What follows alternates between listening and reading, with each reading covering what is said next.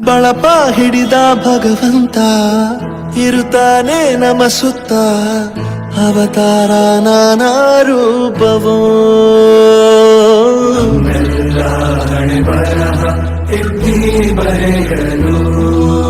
ಕತ್ತಲೆಯಿಂದ ಬಹಂತ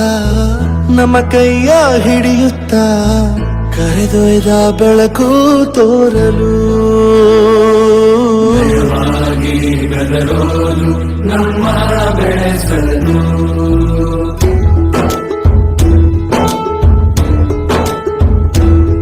ಭಾಷೆ ಅಮೃತ ಕುಡಿಸೋ ತಾಯಾಗಿ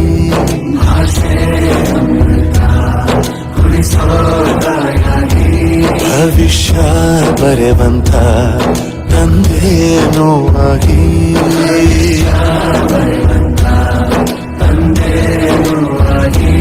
ಚಂದದ